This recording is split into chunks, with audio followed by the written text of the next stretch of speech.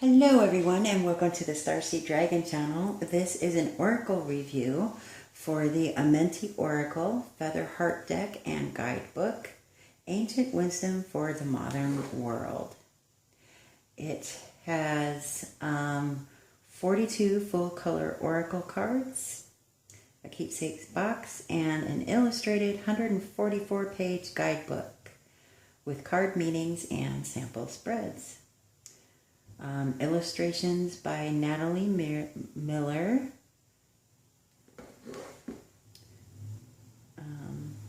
Sodini is the creator. So let's see. Got a magnetic box. Living with a Feather Heart. Jennifer Sodini. Okay. Oh, this is a cute little book.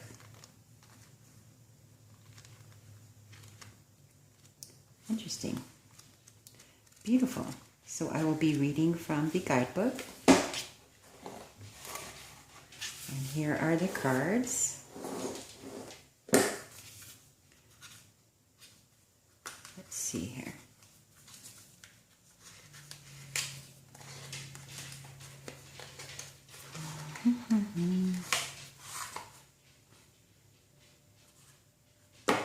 Okay, here's the back of them. Let's get our handy dandy measure out. So they are 5 inches, or what is that? Almost 13 centimeters by 3.5 inches, or what is that? 8 centimeters. Okay, so here we go. We're going to, let's see.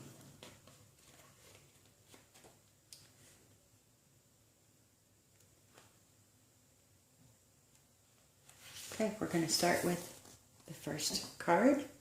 Let me just get a closer view.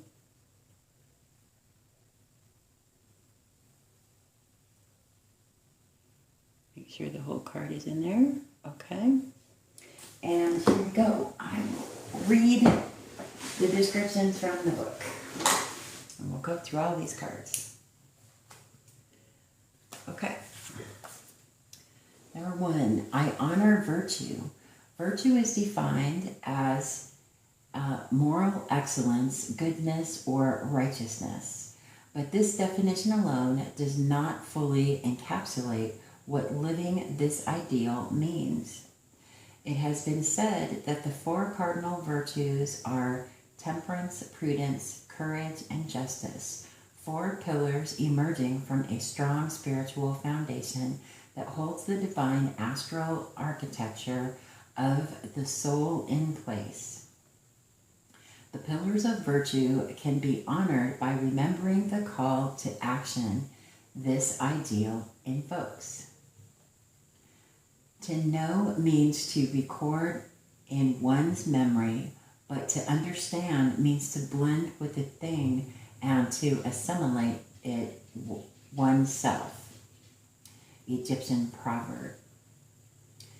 To show temperance is to be reminded to keep your spiritual scale balanced, to keep a calm mind, to control your emotions, to breathe, to remember love are the highest truths.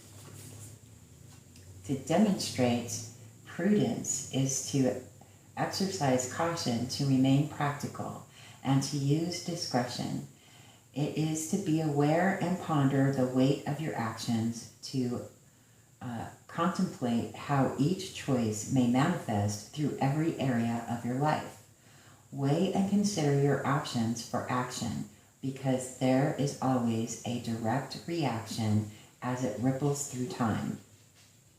To be courageous is to keep an open heart and to stay strong in the face of adversity.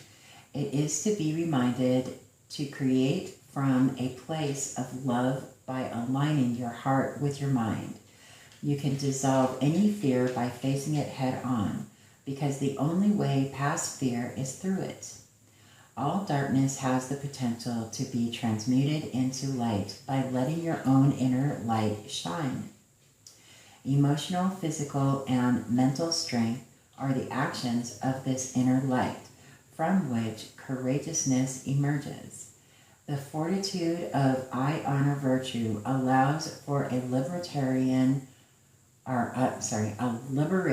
of spirit, untethered from the binding chains of fear. To apply the virtue of justice to your life is to will what is fair and to remember to do the right thing always. Being righteous isn't about having to be right. It's about being right in the spiritual sense of a connection to heart, to compassion, to kindness, to empathy, and to a humble awareness of the interconnected nature of every living being.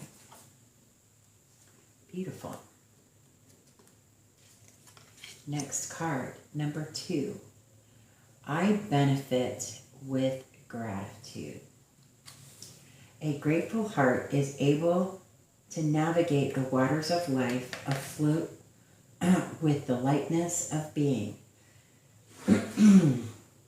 Living in the present and feeling graciousness for every moment throughout the journey of life can be a challenge, but staying grateful through all the contrasts of living is what cultivates the spiritually adept navigator. Remembering the preciousness of time and understanding that there is a pattern, a geometry of the soul, even within perceived chaos, are the way to find order within the permanent impermanence of each experience. Nothing lasts, but nothing is lost. Seek the lesson and you will find yourself. We can allow time to weigh us down, to be a burden on our heart and mind, and ourselves to be victims of what we've been presented with. Or we can seek the present, which is the gift of our story. If we allow time to be the author of our great epoch and breathe through the ebb in life's tide, we can live in gratitude even during stormy waters. The seed cannot sprout upward without simultaneously sending roots into the ground. Egyptian proverb. Gratitude is a gravity which can ground us, but when we carry a heavy heart, we become anchored in a vicious cycle of wondering about the future and worrying about the past. Let go and look up. Find the bliss of being here by staying rooted in the grounding of gratitude. Holding on to a heavy heart will only drag your spirit down into an ocean of regret. Anything can change within an instant. Everything is constantly in flux, and nothing is guaranteed. When life is taken for granted, we live in a place of entitlement, and acting from this space is emitting an attitude that is less than ideal. Not one of us is entitled to anything.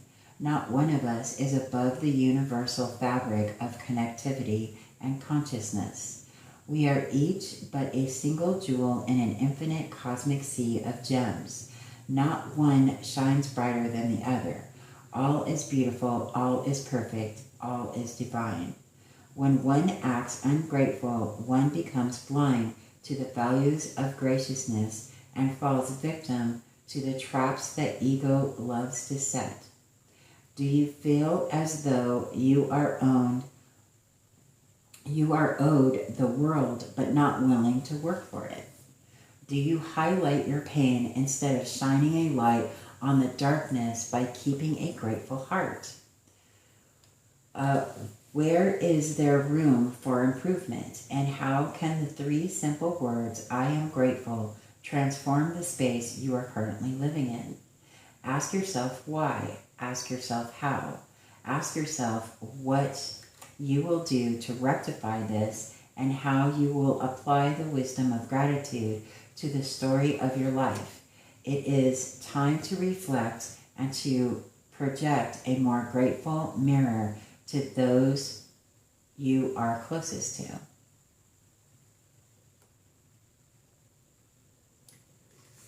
Beautiful. I am peaceful. From the moment we enter this world and begin our passage through time, the sands in the hourglass of the soul begin to move. Time is the illusion of each moment moving past.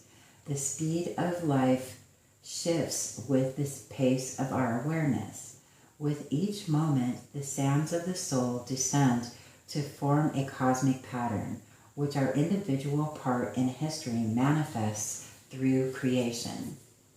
While chaos is present during our journey through this illusion, contrast gives the soul's story color. And if we remain at peace with each chapter, the momentum of peacefulness can bring dimension and beauty to all the passages of experience. To be at peace is to be one with what is by finding ease in the all, serenity in silence, and seeking calm even in the middle of the storm. Allowing the light of your heart to shine through the darkest hours can bring the daylight of peace even during the dark night of the soul. Every inhalation, every second, every minute, every hour is a precious opportunity to ease into peacefulness before we are met with our final exhalation back into the all that is. To seek peace is to be one with peacefulness. To be one with peacefulness is to appreciate every part of the particles that make up the matter of the meaningfulness that is you. A popular platitude that is often echoed in spiritual teachings is the notion that this dis-ease is caused by dis-ease. And when we are feeling dis-ease, we are unaware of the consequences of thought, immersed in regret for time lost, and anxious over our actions or inaction. When we want, wish, and worry, we forfeit our faith and lose the potential for peace with the all of it. We cannot control the current on which time moves, but we can control how we navigate the tides through our thought, breath, and emotional responses. If an intention for anything is set in the heart, the universe will respond, and the correspondence that will be communicated back to you will follow the truth at the root of your desire. If what you will is based solely on want, you will receive exactly what you need, and what you need may not feel pleasant, but there is always a lesson. If what you will is truly what you wish for, you will receive that wish in time and usually when you least expect it, but there is always a lesson. It is essential to remember the ideal of peace, and that ease is not always found when we received what we are hoping for in a material and or experiential sense. Attachment creates suffering, and it is the attachment to a given result that takes us out of relationship to the harmony of creation. If every wish were granted, then where would our dreams go? What are dreams but projections of hope and reflections of the heart imprinted in the astral realm of infinite potential? Peace is ease with the dream of creativity and faith in knowing every why we will be answered with within the hourglass of time. Interesting. Number 4. I respect the property of others. Okay. Phyllis agrees, apparently. The word property is multifaceted layers of interpretation. School must be out. Okay. It can define a quality or trait belonging to another person, an effect that an object has on another object or on the senses, something that is owned or possessed, or a virtue. In viewing the notion of respecting the property of others as an ideal to embody, looking at the layers of the word can assist you in getting to the root of its spiritual context. The properties we possess spiritually, mentally, physically, or emotionally, and the properties we own are two sides of one coin. As the inner spirit reflects to the outer world what manifests and what we surround ourselves with in the sensory space are a direct reflection of the invisible intrinsic force within us. By this same token, we also reap what we sow. So every action, inaction, good deed, or use of poor judgment will find us in time. In embodying the ideal of respect, we are reminded of the first ideal to honor virtue. In particular, it's part of prudence. By maintaining a balanced heart and mature mind, we are called to respect the property of others because there is no other. And as we respect the inner or outer effects of one another, this good karma reflects right back to us. By practicing good judgment and exercising reason, we are reminded to see the properties of each individual from both a metaphorical and literal perspective. As a resonant song within our life's symphony, an other is anything other than other. There is no separation, save for the illusion of the material world. A respectful person is a virtuoso of virtue, as you are confident in divine providence, and by being a trustworthy friend to all, you live in alignment with honesty in all of your decisions. Next card. These are nice thick cards. I affirm that all life is sacred. In ancient days, Egypt was called Kem, which translates to black earth and refers to the fertile soil of the Nile River Valley. It is believed that both chemistry, the study of substances that form matter, and alchemy, the art of understanding the relationship between consciousness and matter, both find their roots in Kem's cradle of civilization.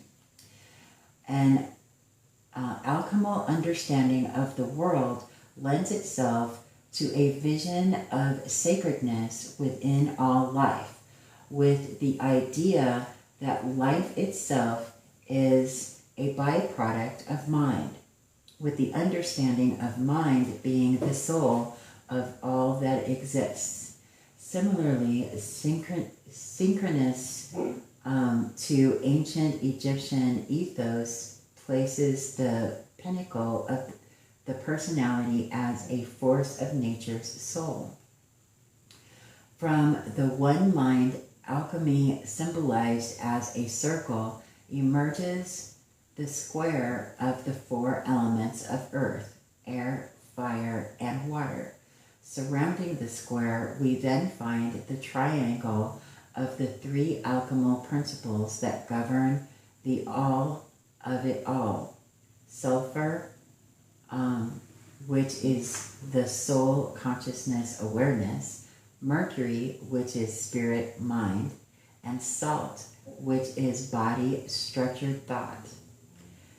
The synthesis of symbols is what is referred to as the philosopher's stone, the elixir of life that unlocks immortality, the greatest gold, the Magnum Opus.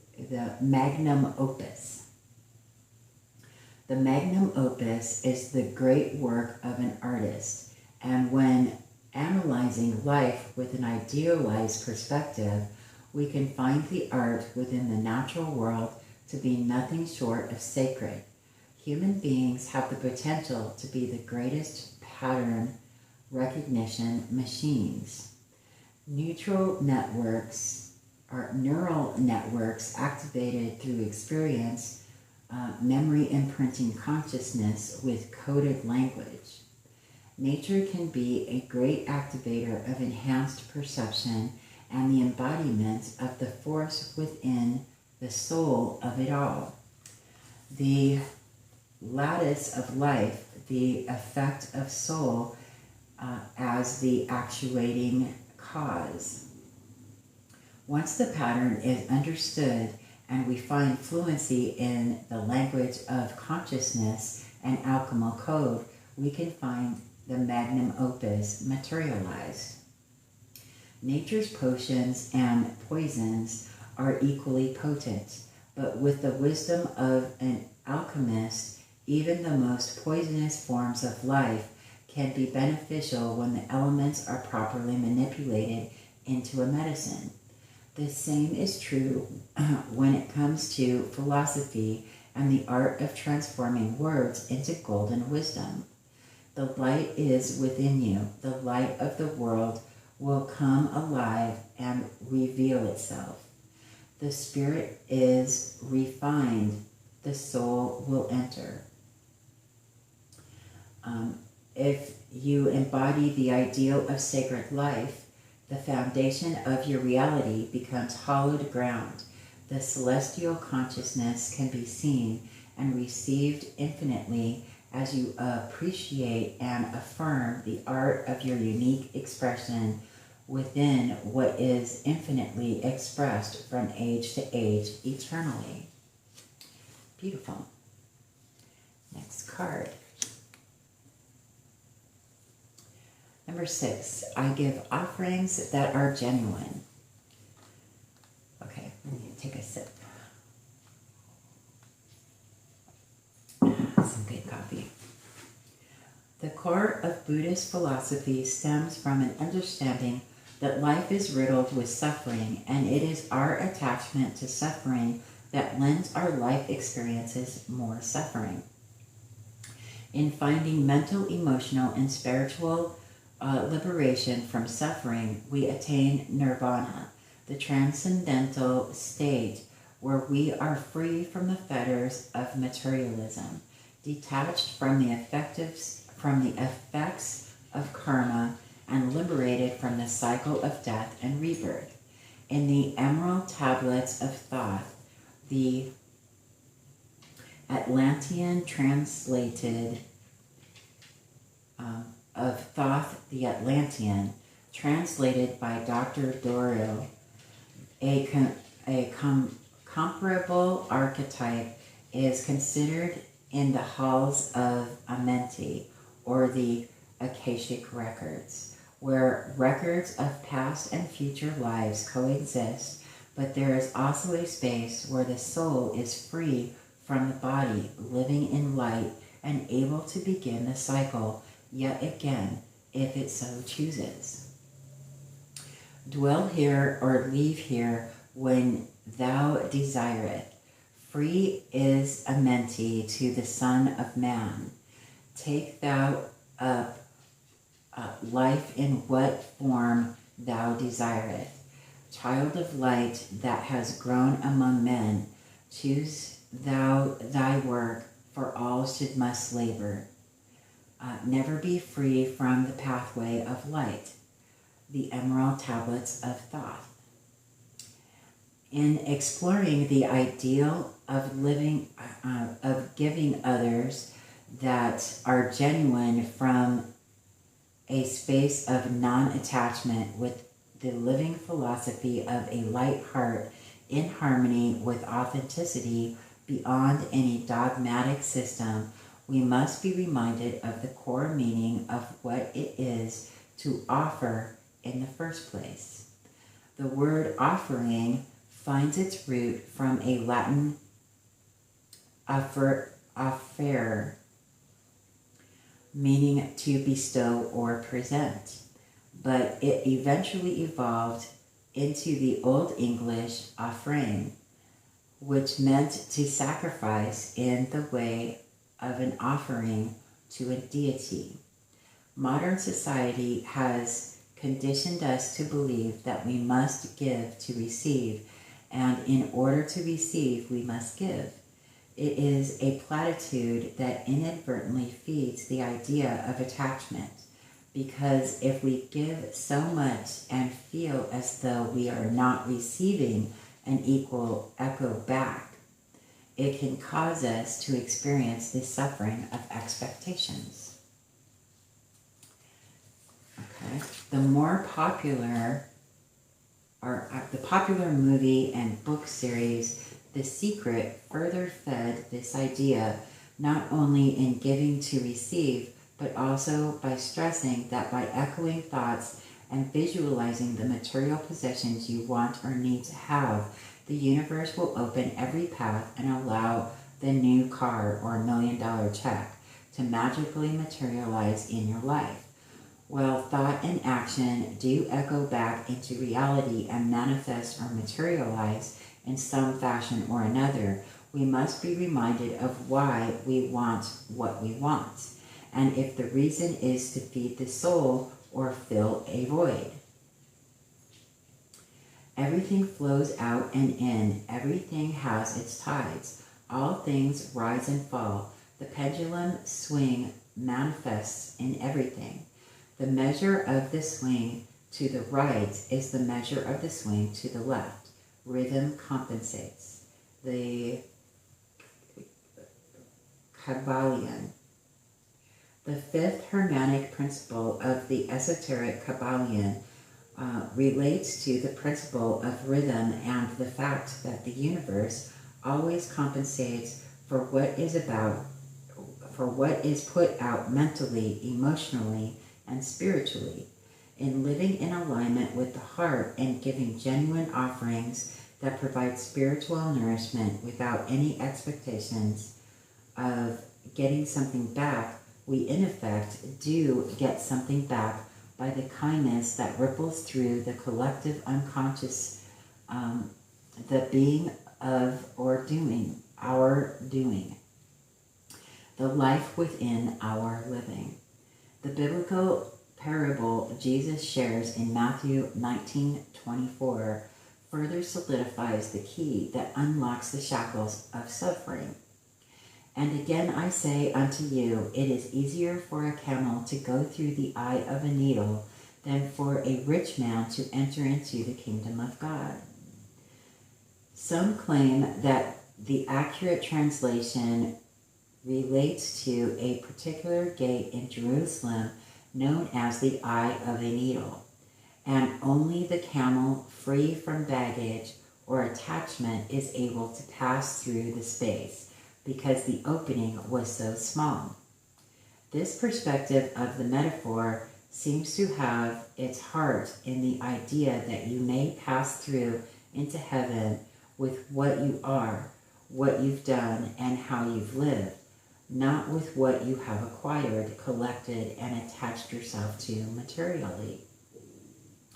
Liberation may be found in loving all without attachment, giving because it feels good to give, and allowing your presence to be a gift given without expectation of anything in return. Beautiful. Next up. I live in truth.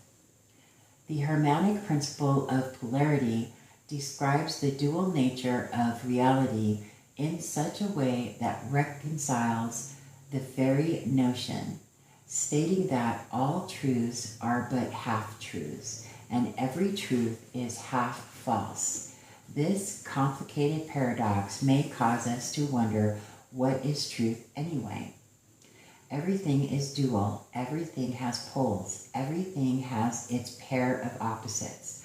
Like and unlike are the same. Opposites are identical in nature, but different in degree. Extremes meet. All truths are but half-truths. All paradoxes may be reconciled. The Kabbalion. In looking at truth beyond the esoteric lens and into what is in the present moment, this malleable concept may ideally be understood as a choice to live in alignment with what is authentic to your true instinct, the heart of your soul's song. When we are out of alignment with truth, the heart can feel heavy, anchored in the weight of deceit to self, paralyzed by inauthentic action. The venomous energy of dishonesty constricts the potential to be a creator within a consciously creative reality. As the space in which your soul orbits spirals into discord. In looking at a life of truth as an ideal to strive toward, let us be reminded of the serpent as an energetic metaphor. The serpent moves through life fluidly, following intuition, allowing its senses to guide its actions, and does not question movement, but rather follows an instinctual truth. As time goes by, the serpent sheds its skin, letting go of what is no longer necessary, slightly transformed, but still ever evolving and constantly moving with the momentum of its soul's song. In our human existence, we are presented with daily obstacles and potentially difficult personalities that will cause us to instinctually tell a half-truth or say something half-false. But if we try to stay in alignment with our first intuition and speak less, teach more, we anchor our awareness in authenticity. For every true no we say, we remain in alignment with more yes. And what may feel in opposition is actually a reconciliation with duality. The snake sheds its skin when it is no longer necessary, but it is still the same snake. If we remember to shed what is in discord with our truth, as no longer in alignment with our soul's song, we become who we transformed. Beautiful. Number 8. Number 8. I regard all altars with respect.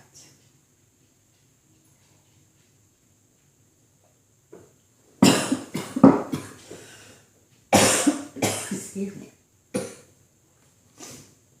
The altar is a sacred space where we pay respect to the elements, artifacts, and teachers who have had a divine impact on our lives within this creative reality. While some of the traditional altars of ancient times were used for sacrifices or offerings in religious ceremonies, modern-day altars can be a magical tool in their own right, not as sacrificial venues, but rather spaces of sacredness honored. Regardless of religion or tradition, the area of the altar is a place where a microcosm manifests. Each individual mind is a mirror. Each ritual is a reflection. Altars honor the masters of mind and the elemental powers that fuel each unique expression of divinity. No matter the language through which spirit is expressed, every altar should ideally be honored as though you are seeing the mind in real time. Altars carry intelligence and power, and one must be mindful of disrespecting spaces of creative force. Even if the tradition doesn't resonate with your own path, respect and allow, honor and give blessings. Bow to the heart of creation, which is at the essence of every tradition, even though you may not fully appreciate or understand each one. If you'd like to honor this ideal in your own practice, designate a sacred place within your space to create an altar for meditative and magical work. You can design what feels best intuitively, but stay true to the heart of the altar. Remember to infuse it with the elements of earth, air, fire, and water. Honor the cardinal directions and hold your teachers, deities, masters, goddesses, or gods in the highest esteem. Next up, I speak with sincerity. The sun speaks to us each day as it rises from the east. Its living language uttered in the daily warmth and its light shared without expectation of anything in return. The words it speaks come to us through that which is unspoken, the selfless illumination of the celestial sphere, offering light in order to allow the symphony of creation to continue to grow and evolve. As we speak, we create, and our words are consistently spelling a direct result with each vibration of sound. Every word we choose carries its own power or vibratory signature, and what we utter into the universe is echoed back through the spells we cast with our verbal frequency. If we remember the sun as we form our words, the metaphor of light and warmth can shape the context of our communication. The virtue of sincerity in the spoken word can manifest if we lead with solar language. Radiate warmth with your words. Offer light with your intention and speak truth without expectation. Let what you spell allow others to rise, to grow, to be illuminated with love as the darkness of fear is dissolved. While the concept of language affecting environment may seem wholly esoteric, science reminds us that vibration forms and moves substance in the study of semantics, which shows us the visible effect of sound. Sound structures matter, and the mind is the matrix of all that matters. Mind your words and evolve matter with a sunny vocabulary that spells sounds of brilliance and sincerity. With each word, you have the opportunity to create a beginning, a genesis of experience, which can unfold as your intention is reflected back to you. In the very same breath, your words can serve as a catalyst for destruction if they are voiced solely from a void of darkness.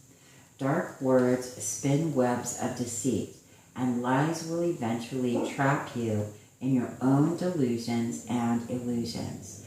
The genesis birthed from a lie can culminate in the death of a star, extinguishing the potential for light in the dark density of dishonesty. If you wax poetic instead of waning with an insincerity, you allow momentum to carry your journey forward. However, if you choose to remain fluent in darkness, The downward spiral will continue until you become fully and wholly aware of your choices. True. That is very, very true. Okay. Next card. I consume only my fair share. That is true. The Egyptian creator god Atum was born of the great sea of Nu, the son of the primeval waters of chaos. He was a son alone in darkness. Atum named himself Ra, a label for the creator of creation, a single sphere of light with only infinite night as his companion. Ra desired more, and thus the Egyptian pantheon of gods and goddesses, or netters, arose. Chaos ensued from creation, from desire to dynasty, dynasty to history, history to mythology. From the one came many songs. Creation is bred from both desire and necessity, and in looking at the Egyptian creation myth, what inspired the Godhead to create life forms of life force, we see desire gave way for the Creator to create, perhaps out of loneliness, but also from necessity. Consumption is a byproduct of a creative universe. We create what consumes us, and we consume what we create. Loneliness consumes love in order to satiate a hunger for understanding and connection. The night sky consumes the sun in order for the stars to shine, much as the sun consumes the night in order for life to grow. Creation was consumed with the notion of life as a way to understand itself, yet life is fleeting and eventually returns to its source. The modern world lends itself to a dimming of the light of creation as advertisements play to automations in a wakeless sleep. Yet wakefulness occurs when we rekindle our desires and remember what gave way to the ignition of the pulse of the world. Past, present, and future desires are a prism containing the infinite poetry of the same great stories.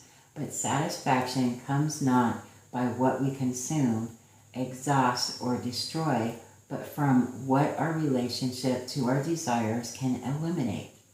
In looking at the lesson, I consume only my fair share, we must ask if what we are consuming or consumed by feeds creation or nourishes destruction, and if we are overindulging by feeding the ego instead of nourishing the soul.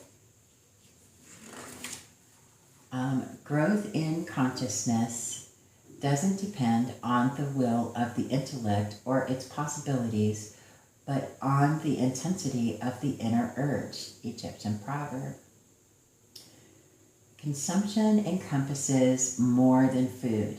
It carries over to metaphorical mana, the nourishment of the spirit that permeates all living beings. The scales of truth are balanced when the weight of your share intends to satisfy a pure desire instead of devour the density of darkness. When our desires glow from a space in the heart, that light is shared and felt by all.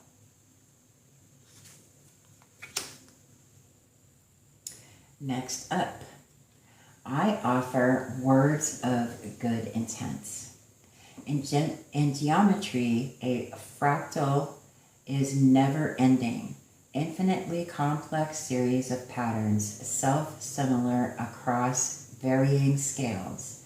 Life language and the language by which we live our life can be considered a fractal of sorts, a replication of infinity expressed through the kaleidoscope of consciousness perceived through the human lens.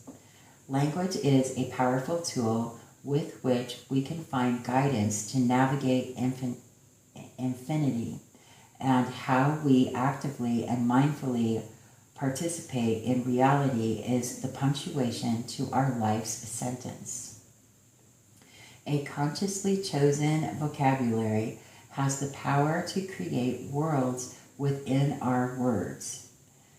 Because if you look beyond the surface of the sound and symbol and dig more deeply, there are hidden fractals to every term. How we define a word is its seed, but its etymology gives it roots, and from these roots the seed finds nourishment to feed its soul, as light gives spirit to the life expressed. The Human Body in Symbolism by Manly P. Hall discusses the notion of esoteric languages such as Hebrew being written and read from right to left, because the intention is for the words to be received in the direction of the heart. Hall further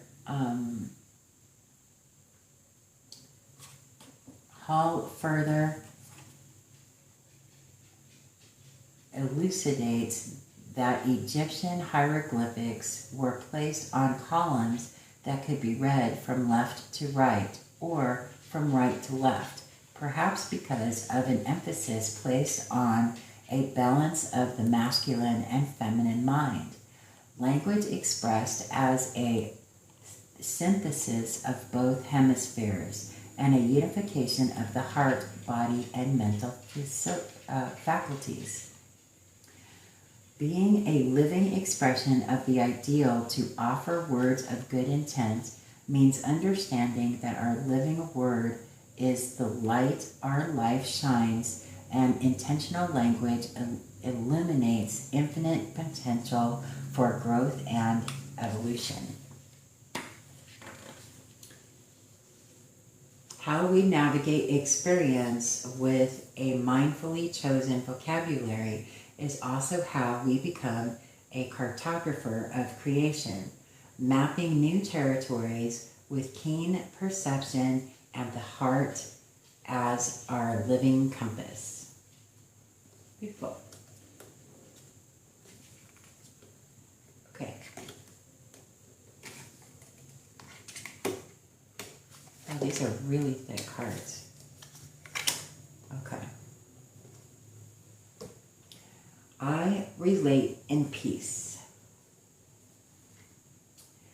The word peace is defined as freedom from disturbance, quiet, and tranquility, but also finds its origin in the Anglo-French word paix, which is freedom from civil disorder. Rest in neutral great peace, this exhausted mind, beaten helpless by karma and neurotic thought, like the relentless fury of the pounding waves in the infinite ocean of samsara. Nyosho Kenpo Rinpoche. I know I probably chopped that really badly, but there you have it. Human beings are living, breathing metaphors, each a tiny universe, enveloped in the elements. In the BBC program Wonders of the Universe, the great physicist Brian Cox once stated that we are the cosmos made conscious, and perhaps this consciousness we participate in throughout our life experience is part of the ordered chaos of the great cosmic scheme. The infinite ocean of samsara can be thought of as the never-ending process of creating cosmic awareness. Dreamers dreaming dreams. death being but a door to rebirth, and birth being a pathway for the process to begin yet again. Mystics of days gone by knew of this infinite cycle and studied the sacred nature of humans as a piece of poetry in motion, ordered creation, which mimics the divine mind of the universe. Each person was studied for what they are. The physical manifestation of the body was believed to be the spiritual or the spirit molded into form. Humanity is the analog, the universe is the digital. Each function of the body viewed as a sacred code of the corporeal. I relate in peace is an ideal, as an ideal allows for ordered civility and reality programmed with peaceful tranquility as we consciously flow through samsara's infinite ocean with embodied serenity and acceptance of our relationship to life and all its processes and passages. Beautiful. Next card. Okay. This one's ironic. Okay, I had to go be kind to my animal. Okay, here we are, number 13. I honor animals with reverence. In ancient Egypt, cats were held in high esteem and treated with great care. Royalty would dress their feline companions in golden adornments and happily allowed them to eat off their plates. These sacred creatures helped protect the community food supply by fighting off mice and cobras, and punishment for harming a feline was incredibly severe. Bastet, an Egyptian goddess often represented as half feline, half woman, was worshipped as the safeguard of the pharaoh, the keeper of women's secrets, the goddess of home and childbirth, and the protectress of felines and their caretakers. The concept of the sacred nature of the animal, not just felines, has rippled through many cultures beyond Egypt, including the totemic animals of Native American tradition, spirit animals within the shamanic philosophy, as well as spirit familiars in magical practice. In embodying the ideal of treating all animals with reverence, we find a vision of every life as something to be cherished and a magic behind every life force, no matter how big or small. Through observation of and respect for the unique characteristics of each individual animal spirit, we can allow the opportunity to relate to and apply the archetypical energy each embodies to the fractal design of our soul's personality. In removing the ephemeral mask of the human ego, we are left with the perennial wisdom within the anima mundi, or world soul, the intrinsic invisible spirit that permeates all life. Beautiful. Next card. I can be trusted. Trust is a fluid word synonymous with the ability to have strength in one's beliefs about another or about oneself. At the same time, it is also a word tied to law, as trust can also be applied to a legal agreement where one becomes a custodian to protect valued assets for the sole benefit of another. Following I can be trusted means staying aligned with your core values. Not being trustworthy carries a high price, as the weight of your soul is not measured in gold, but by the feather of Ma'at. And true value is found in the heart that is alchemically golden. In the alchemical contest, gold is symbolically considered the king, and it elementally corresponds with the sun.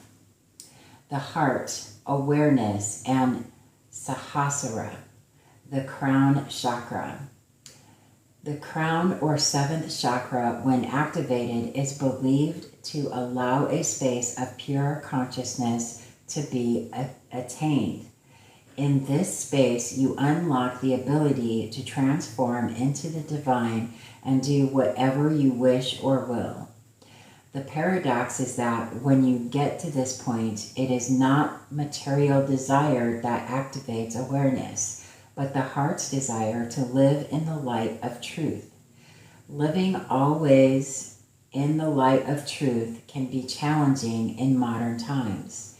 To attain awareness and protect your values while still being present in the world requires a balanced scale. Philosophically speaking, Aristotle's golden mean provides a series of tenets to balance the mind, heart, and spirit, so as to follow the middle path by avoiding excess and being aware of where there may be a deficiency. A deficiency in honesty lends itself to secrecy, but too much honesty can lead to gossip and unnecessary chatter. Too much temperance leads to a lack of awareness, but not enough can call forth self-indulgence and extravagance. Not enough friendship can cause loneliness, but too much can mean only superficial relationships. Too much generosity causes toxic excess, but not enough can lead to stinginess. No self-control can bring indecision. Too much impulsiveness. Life is lived in the space between, and the trustworthy soul lets its golden light be felt through balanced action and word, the will being executed in accordance with the law of Ma'at.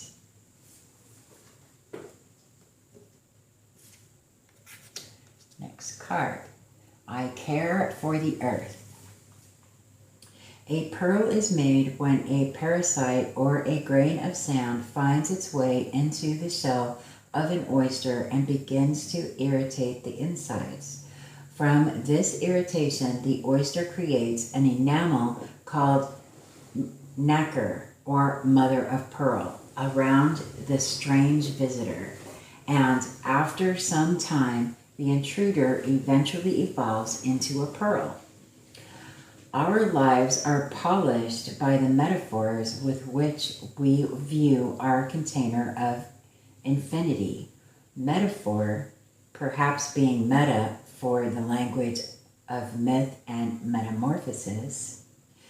In Egyptian mythology, Geb is known as the netter of the earth. He is husband to Nut, the goddess of the sky, son of the god of air, Shu, and goddess of moisture, Tefnut, grandson of the creator Atum. Yet in modern mythology, we've commonly come to refer to the earth as a she, perhaps stemming from the Greek primordial deity named Gaia, believed to be the mother of all life. The world in the context of the major arcana is the last card of the tarot and considered an archetypical metaphor related to a cycle coming to completion, a climax, or a passing of initiation. In employing the feminine understanding to this ideal, We seek to appreciate Mother Earth as a sentient being, similar to the perception of Gaia. She is a bed for souls to awaken within the material plane, the oyster by which pearls are cultivated, a living spirit of the elements synthesized into a sphere. A parasite means an organism that lives in or on another organism, its host, and benefits. But the word also carries a threatening or negative connotation of something that feeds off its host and diminishes it. However, if we view this definition with a feather heart, we can see beyond this adumbration to the core meaning, whether there's a deep lesson to be learned when viewed from the ideal of I care for the earth. In caring for the earth, we appreciate the benefits she provides, never taking for granted the gift of wakefulness that we've been given. We live as a custodian of the life force that hosts and sustains our evolution from one level of consciousness to the next, from a grain of sand to a beautiful pearl, from a mustard seed to a garden of earthly delights. From womb to tomb, we are a product of the world we create, care for, and participate in. The sleeping soul takes these gifts for granted and lives as a parasitic presence, ungrateful for the present, but the idealized human honors the host as a mother and allows initiations into the complexities of infinity to give luster to life's light by living as a pearlized presence of grace and graciousness. Beautiful.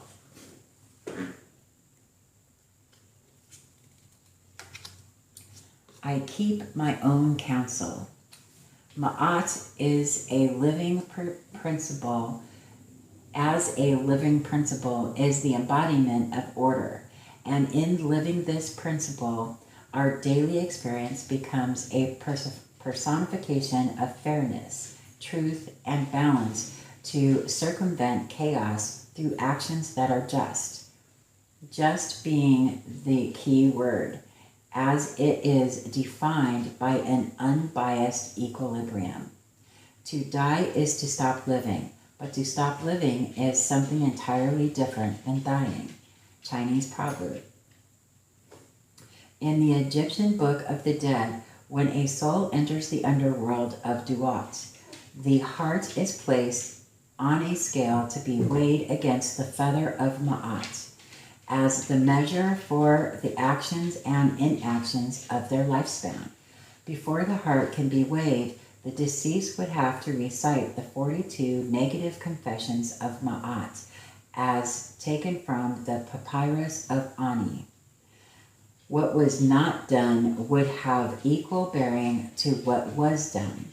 Justification of the life lived being perceived by how closely the soul aligned with Ma'at's laws of harmony. And then it has the 42 negative confessions of Ma'at. Here we go. The law of Ma'at may find its closest correspondence in the Tao, as the Tao is believed to be the underlying natural law of the universe, yin and yang never being separate, as equal and interconnected as the heart and feather on the scales. In living in the ideal of keeping your own counsel, it is important to ask yourself who you are behind closed doors, when no one is watching and you are left to your own devices, acting only as the perceiver, not the perceived. Do your actions remain balanced in what you do, who you are, and how you live? Does what you do not do have the same intention as what is done? Keeping your own counsel is practicing mindfulness in each moment by paying attention to your behavior and remembering to remain in alignment with truth, whether you are the object of perception or the subject who perceives. It is understanding that chaos and contrast give birth to clarity, and order is found when we are met with and triumph over disorder. The principle of Ma'at, the nature of the Tao, invisible forces that govern all of what is visible, have a timeless wisdom that is trickled through parables, fairy tales, myths, and mystical manuscripts from all ages. May we be reminded of the story of Joseph, the Canaanite, or Joseph of the Technicolor Dreamcoat of modern days, and pertinent figure in both the Bible and the Quran, and a hologram bringing color to the prism of the human story. A seer and sage in his own right, represented by his coat of many colors and the preferred miracle child of his parents, Joseph's revolutionary dreams became visions made manifest. This enraged his older brothers because they felt as though he perceived himself to be above them, and out of anger they sold him into slavery. Joseph was brought to Egypt and became slave to Potiphar, captain of the Pharaoh's guard, but quickly advanced to servant, then superintendent. When Potiphar's wife, Zuleika, made a romantic advance on Joseph and he denied her, she became angry and falsely accused him of rape. Thus, Joseph was thrown into prison. The Pharaoh's chief cupbearer and baker shared Joseph's cell with him. Both suffered from powerful nightmares, which Joseph was able to interpret. He summarized that the messages of the dreams were that of the chief cupbearer would be freed, but the chief baker would be hanged. His accurate predictions caught the attention of the Pharaoh, who himself had been suffering from unresolved dreams, and after Joseph again accurately predicted the astral revelations, 7 years of abundance followed by 7 years of famine, the Pharaoh freed Joseph, made him chief vizier, and renamed him Zaphnath Paneah. In the 2nd year of famine, Joseph's brothers were sent to Egypt to buy goods, but did not recognize him when standing in his presence, as so many years had passed since they had deceived him. Anger entered Joseph's heart, and he wanted revenge. However, redemption was found through forgiveness, and eventually he made peace with his brothers and reunited with his family under the blessing of the Pharaoh. Essentially, all lived their own version of a happily ever after. If Joseph hadn't been thrown into slavery and forced to use his mind, heart, morals, and intuition to go from slave to vizier, perhaps all would have starved when the eventual famine found its way to the land, and the virtue of humbleness may have never entered the hearts of not only Joseph, but his brothers as well. The consolation of keeping one's own counsel comes when the idealized human understands that the mysteries of fate and the manifestations of dreams both spring from the same well. The all-seeing, all-knowing, interconnected mind that is present in every myth and memory.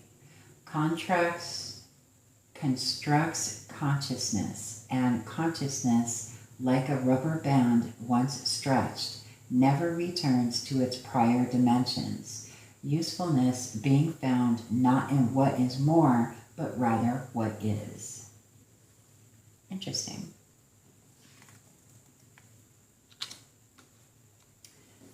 I speak positively of others.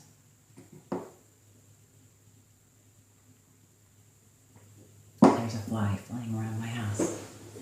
I create as I speak is the vague interpretation of abracadabra, a magical word synonymous with mystery and mysticism.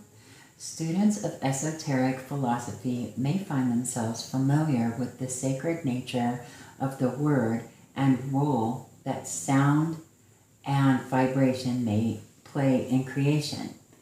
Edgar Cayce once stated, "The mind is the builder, but the word perhaps is the designer."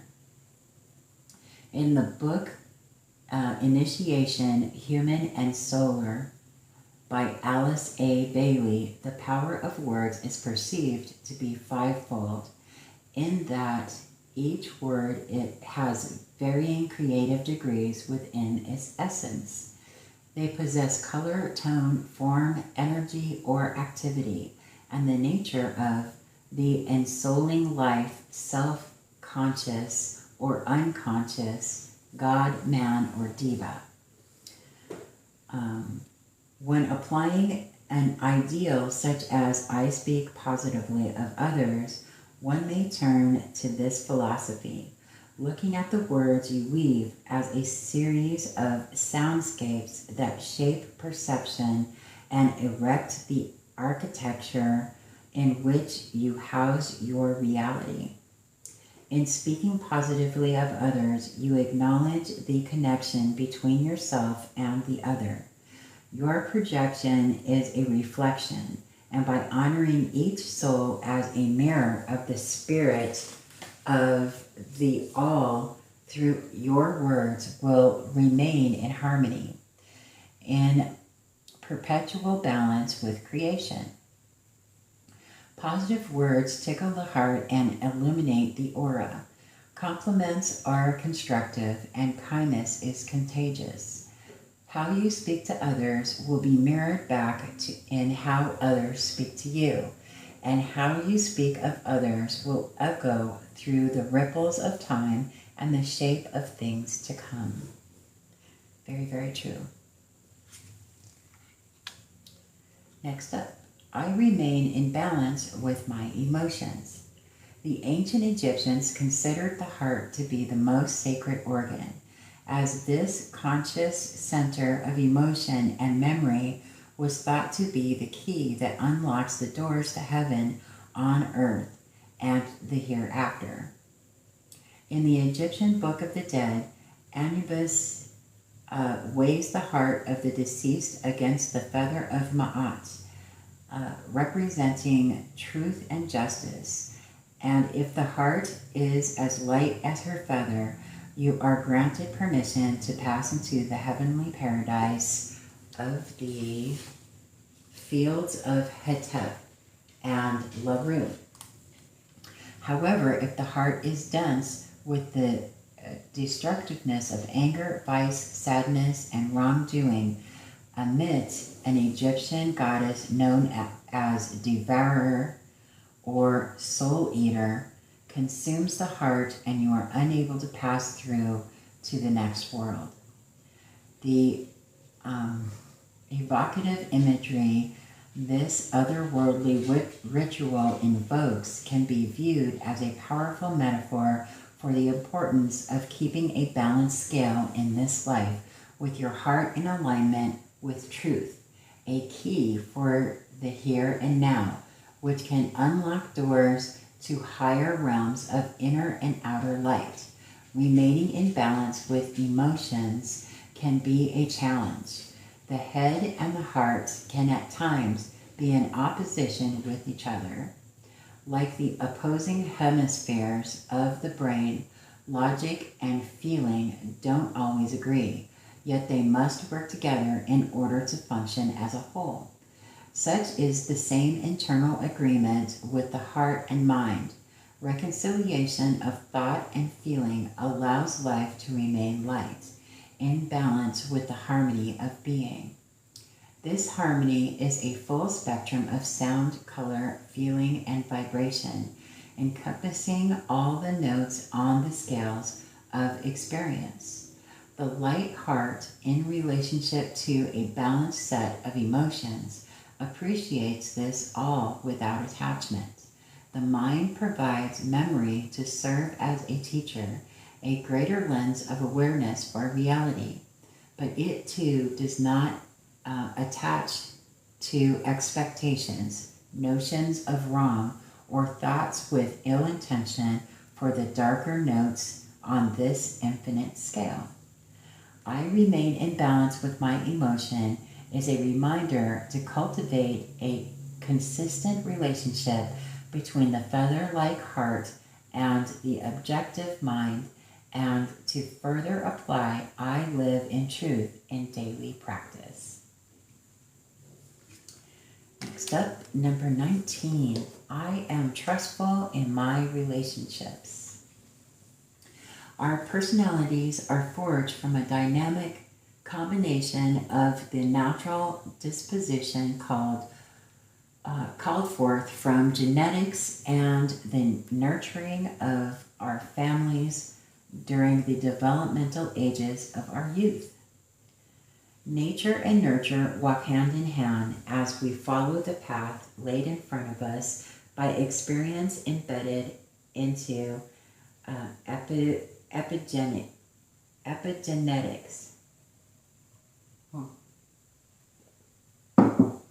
That's a word. Epigenetics.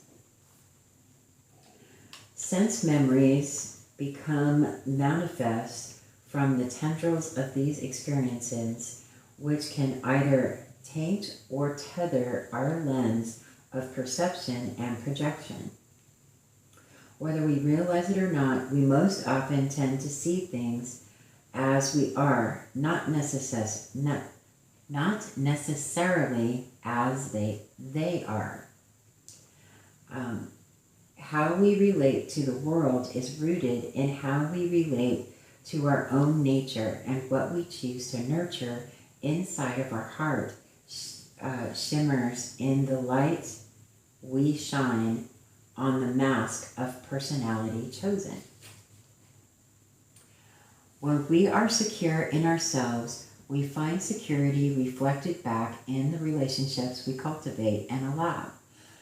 When we relate to our relationships with an intention of seeking vision within the fractal fragments of the greater whole, we can find and unite to a consciousness that sees and nourishes the interconnected nature of all. Lakota tradition shares this concept with the prayer of Mitakui Oyasin, which translates to all my relations, or we are all related, and honors the harmony that reverberates through every realm of consciousness and every walk of life. The Lakota cherish this prayer, their prayer, as a tenet of their cultural ethos, and this perspective is not something that is taken lightly. In implying the ideal of finding trust in relationships, we are reminded to trust that we are a microcosm of the macrocosm, a meta for the metaphor, a mirror of the one mind. Famed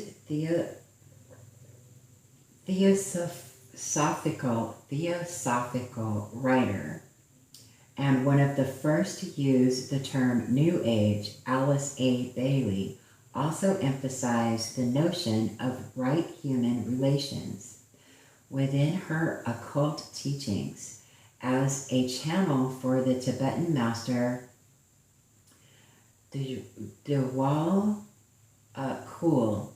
She taught that meditation was the vehicle for students to imagine right human relationships by visualizing love and light pouring into all human hearts and minds. When we feel insecure, we must remember that the tendrils we tend toward may reveal lessons in the tapestry woven. If we see a certain pattern that is a projection of pain, broken promises, and poor treatment, we must pause and meditate on what may be learned and how we may let this go so that a new design can emerge. Transmute tension with the power of breath, the beauty of awareness, and the security of knowing that time becomes malleable when we can relate to it in confidence. Number 20, I hold purity in high esteem.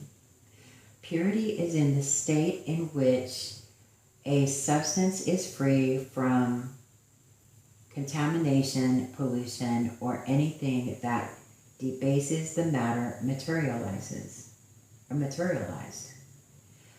Out of context, the notion of this ideal may evoke feelings and memories tied to overzealous philosophies on chastity, abstinence, or other dogmatic tenets of belief, but contextualized as an ideal in relationship with perennial philosophy and the embodiment of nature as the manifested energies of the universe, we may be reminded that purity is something to be held in esteem so that the inner spirit is refined enough for the soul of the natural world to reverberate through conscious awareness.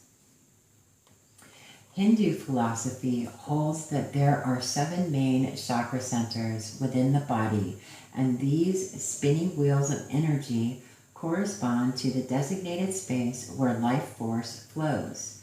When a chakra is out of balance, daily life may encounter unbalanced experiences, and confusion may take the space of clarity. The ancient Egyptians also believed in the notion of 7 energy centers, but related each other to specific glands within the endocrine system, including the pineal, pituitary, thyroid, thymus, adrenals, spleen, and testes or ovaries. A synthesis of Hindu and Egyptian philosophies may be found in the ideal of an embodied nature, which purifies the spirit and allows the netter or Godhead to spin the wheels of energy, moving us forward into our greatest potential. The pyramid texts of Saqqara, believed to be the oldest religious writings in the world, detail 7 sacred oils used in daily temple ritual, funerary rites, cosmetics, and medicines. The netters were said to be perfumed with the most beautiful fragrances imaginable, and during the reign of Ramses III, he was fabled to have offered more than 16,000 jars of these sacred oils in reverence to these sacred avatars of nature. The lotus flower was seen to correspond to and activate the crown of Osiris, or Sahasrara chakra. Sandalwood for the eye of Horus, or Ana chakra. Amber cashmere for the throat of Thoth, or Vishuddha chakra. Attar of roses for the heart of Isis, or Anahata chakra. Jasmine for the solar plexus of Ra, or Manipura chakra. Musk for the spleen of Hathor, or Svadhisthana chakra, and red amber for the base of Set, or Muladhara chakra. In learning how to cleanse, activate, and purify our life force centers, we accelerate our awareness and ascension into higher learning. Esteeming purity aligns with knowing the body to be a temple, a sacred space which must be cared for and valued as the house our wisdom and spirit occupy. Because, as the great William Blake once wrote, if the doors of perception are cleansed, everything would appear to man as it is infinite. Beautiful. Well, that's a pretty card. I spread joy. Rest in peace is a sentiment offered at the end of a life to express well wishes for a slumber undisturbed. One can't help but wonder why in waking life we aren't wishing everyone to live in peace, so as to be awakened undisturbed by notions of the end, daydreaming fully alive in a state of joy. To awaken to joy and live in the language of ecstatic expression is to drink in the dance of life and hydrate the soul with happiness. William S. Burroughs, a controversial postmodernist writer from the Beat generation, theorized that language was a virus from outer space. A virus definition is a small infectious agent that replicates only inside the living cells of other organisms and grows and evolves by spreading from host to host. When information goes viral, a bit of news or a new idea spreads with mimetic movement and seems to reach critical mass faster than the speed of light. Laughter yoga, or Hasya yoga, posits that by practicing prolonged periods of voluntary laughter, you can receive both psychological and physiological benefits. And when done in a group setting, laughter that starts out forced eventually becomes infectious, and the unleashed joy becomes contagious to all who participate. Looking to joy as a practice in living fluently in the idealized language of light is the embodiment of ecstasy, rapture realized and revealed within a rapport that refreshes. Becoming fluent in the language of spreading joy is an exercise in belief and a study in movement. Dance and movement are an effective way to find communion with the divine in an awakened dream state that have been a tool for connecting to altered states of consciousness for over 40,000 years. The Egyptians held ritual dances for both funerals and festivities in high esteem. For Native Americans of varying tribes, dance is not only for amusement, but also for ceremonies to honor and heal, to offer prayers of gratitude for victory, and to unite the community. When viewing the body of your own great work as the structured communication of cosmic elation, you become a host of happiness, spreading lightheartedness with your own mimetic momentum. Live in peace and extend the information of an idealized existence to the lives you touch,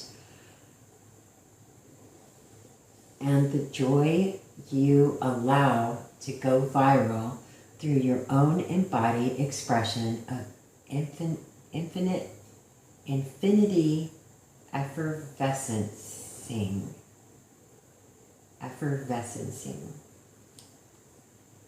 She does look rather effervescent, doesn't she? She's effervescing. I do the best I can.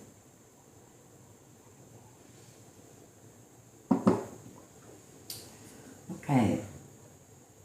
The word best is considered by some to be the superlative state of a remedy, and with remedy being a treatment for dis-ease. The best outcome is clearly being healed.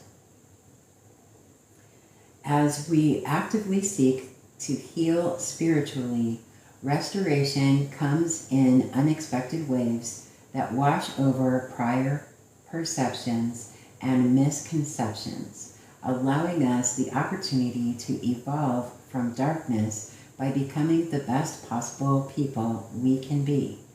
However, in order to be, at times we must see. To seek a vision of self outside of ourselves. Stepping backward to leap forward can be a helpful tool of transformation. Ancient Egyptians believed that the medium in which the world was created was its very own type of magic, and this magic eventually found form within the soul residing within every human being. The soul was perceived to have 9 different facets, which were the physical body, the name or identity, the personality, the double or animating spirit, the heart, the shadow, intelligence, form, and a combination of spirits that have previously incarnated. Distilling the soul to its essence, we find the words myrrh, meaning light, which rotates around itself, ka, meaning human spirit, and ba, as body or container of infinity. In understanding the Merkaba, the portal to ascension opens, and by coming into relationship with the tessellations of the soul's pattern and design, we find awareness and allow the dormant waters of the subconscious mind to flow into consciousness. The Egyptian word for magic, Hiku, was defined as the god Hika, held to be one of the 3 within a divine trinity of the art of manifestation as embodied creatively. Heka was the embodiment of the magic of medicine and enchantment by vocalization through song, poem, or prayer. Prayer was Hu, H-U. The definition of the magical first word of creation uttered by Atum and Saya, the defined power of perception. Synthesis of these 3 spirits gives way to the notion of magic being a combination of creative force, the vocalized power of word, and the visualized influence of perception. Medicine and magic were at times interwoven and treated as one. The caduceus of medicine, with serpents woven up a winged staff, originated with Heka. One of his myths speaks of a conquering of 2 serpents, and because of this, the dual intertwined snakes became a symbol of his power. Heka's symbolism was adopted for Hermes and Mercury, messengers of communication and communion with divine creativity. The Shipibo culture of Peru believes in a similar synthesis of magic and medicine and sees the cosmos intertwined and enveloped within all existence. In combination with the plant medicines to reveal what is out of harmony with creation, sacred Icarus medicine songs are sung to heal consciousness by connecting to the harmony of the universe through melodies of intention and awareness of light language. In embodying I do the best I can, one may seek to remember that the best may not always be apparent, but instead is a lens with which you can see what was previously unseen.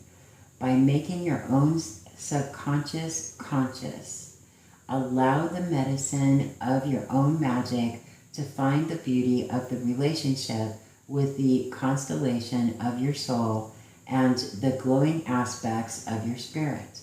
The words you speak, the songs your spirit sings, and the vision you seek is as you come to understand yourself within your surrounding universe, become your very own portal to an ascended reality.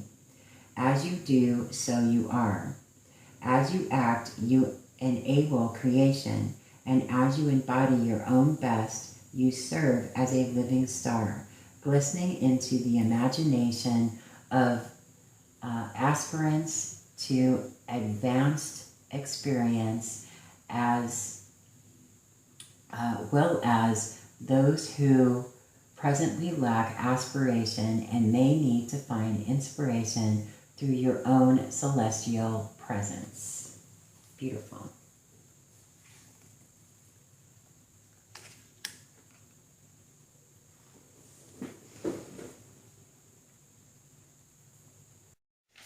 Okay. I communicate with compassion. Communication and compassion both share layers of meaning and manifestation. Each has the ability to affect through expression and iteration. Looking at their fusion, we may be reminded of the ancient Egyptian goddess Hathor, who was the personification of love, beauty, music, dance, maternal energies, and joy, and is further embodied as the goddess Aphrodite for the Greeks and Venus to the Romans. It was believed that Hathor's heart shone through life, death, transformation, and transfiguration. In waking life, she took on different attributes of netters as needed. Animals such as the cow or the cat and the cosmos. She was often depicted as the embodiment of the Milky Way.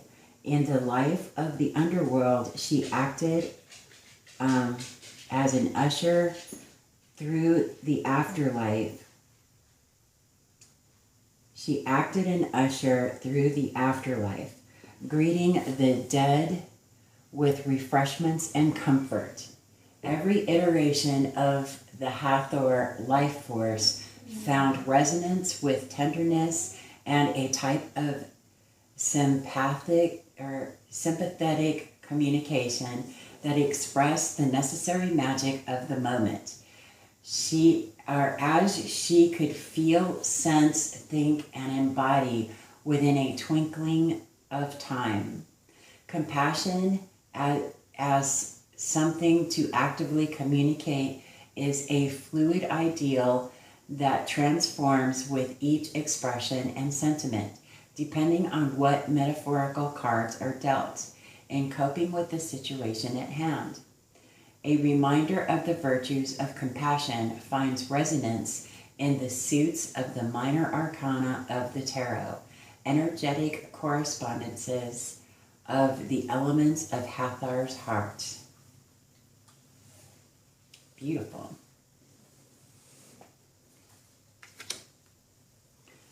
I listen to opposing opinions. As As a seed journeys toward the sun with the hope of becoming a budding flower, nature's evolutionary process comes from a series of transformations through contrast. The metaphors hidden within nature can be applied to the story of human life. In order for growth to occur from darkness to light, we must find appreciation for disparity. Each evolutionary chapter is a part of our journey into being, and the pendulum of experience is what allows us to eventually become one with love. As we grow, contrast provides sage guidance. We learn about the cold by stepping out into the winter and realizing we need a jacket. When we listen to the forces that oppose our comfort zone instead of fighting them, we can seek wisdom through opposition by remembering this virtue. When opposition comes in the form of opinion, we may be tempted to react emotionally, but a strong flower lets her petals float on the wind, and it does not disrupt her appreciation of the sun's light. If opinion escalates to argument, the fastest way to diffuse chaos is to politely ask questions instead of quibbling over semantics. Choose inquiry over inflammation, appreciation over anger. The thorns are no less a part of the rose than its petals, and while they may poke if you hold on too tight, if you can appreciate them for what they are, you can see the integral parts, the literal and metaphorical thorns of life play in the divine design of nature and the spiritually mature soul. Beautiful. Next card. I create harmony. Beautiful. The Greek philosopher Pythagoras believed in the musica universalis, or the music of the spheres, in which celestial bodies move according to mathematical equations, which produces a form of resonance or musica. Every sphere was believed to relate to a number, every number to a sound, and with their interplay, a cosmic symphony, harmoniously traveling through space, becomes a luminous metaphor, which can be understood and applied in relationship to I create harmony. The Hermetic principle of correspondence from the Kabbalion further elucidates this ideal as a way of understanding how correspondence works its way through the various planes of the mental, spiritual, and material universe and the realms of the metallic, mineral, vegetable, and animal life forces. Harmony can be found or created when we actively seek the relationship between realms of consciousness, matter, and mind by looking for the sustenance within each substance. It is the music of the matrix, if you will. In seeking to understand embodied cosmic consciousness, there are several alchemical keys to keep in mind. Plants, organs, minerals, days of the week, and archetypes each have a relationship and embodied harmony of their own. As we move through each day, archetypical alchemical awareness can be the sheet music from which our life's lyrics emerge. The melody of the mind made manifest in this awareness offers the opportunity to relate more deeply to time and all that exists within the spaces of the terrestrial and beyond. With these keys, new doors open, and the creative will is empowered through activation and resonance. The universal music you transmit can be experienced by all, harmony found in your very own choir of conscious cognizance.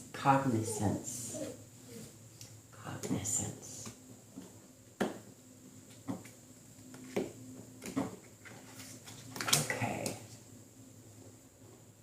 Next up, let me make sure that's still in the camera. There you go. There we go. Okay. I invoke laughter. To invoke laughter is to tickle the heart, calling forth a sacred smile. It is an invocation of the inner child that lays dormant within every human soul. In honoring this virtue, you can find resonance with what can best be described as the medicine of the sacred clown, also known as the Heyoka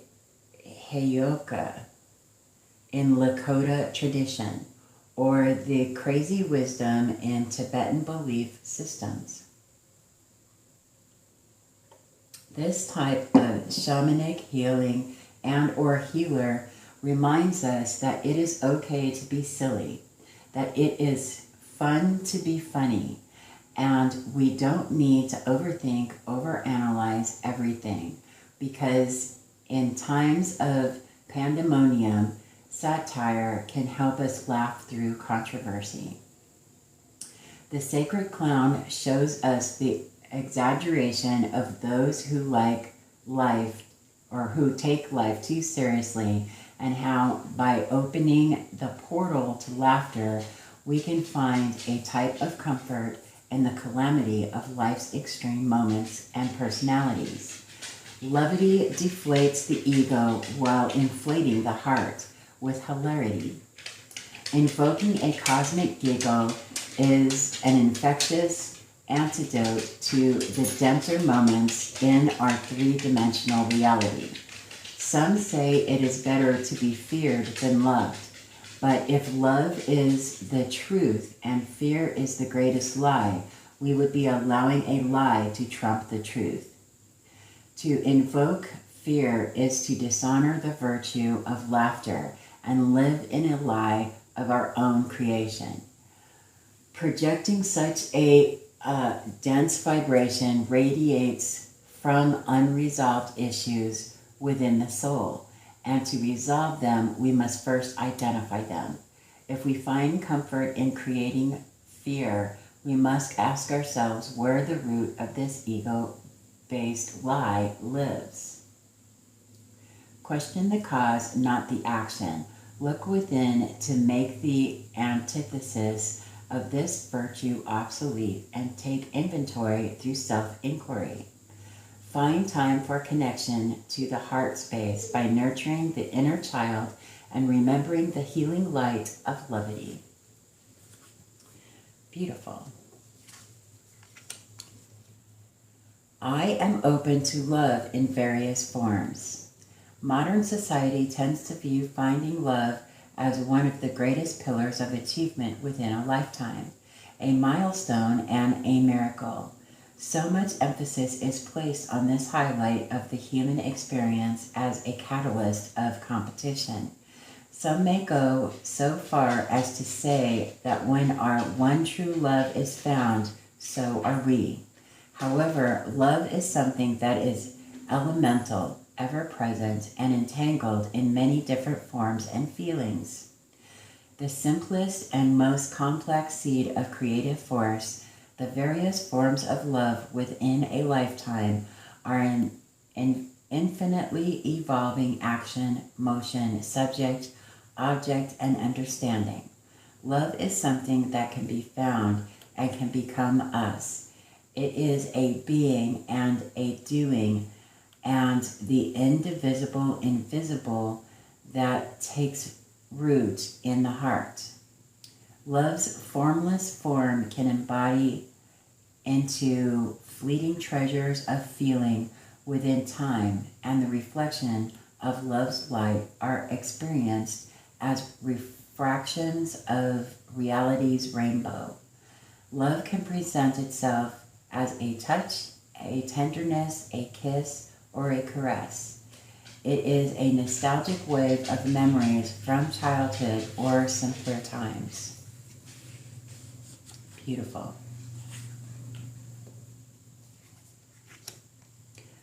I am forgiving.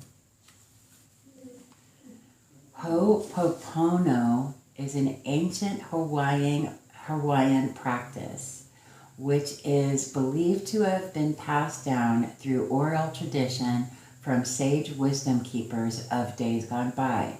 The practice persists that in actively seeking forgiveness for transgressions, the spirit is healed, the gods are pleased, and balance is restored in family, friendships, and community. The word ho'oponopono is loosely interpreted as mental cleansing, family conferences in which relationships were set right, ho'oponopono, through prayer, discussion, confession, repentance, and mutual restitution and forgiveness. In a modern iteration of this ancient medicine, Dr.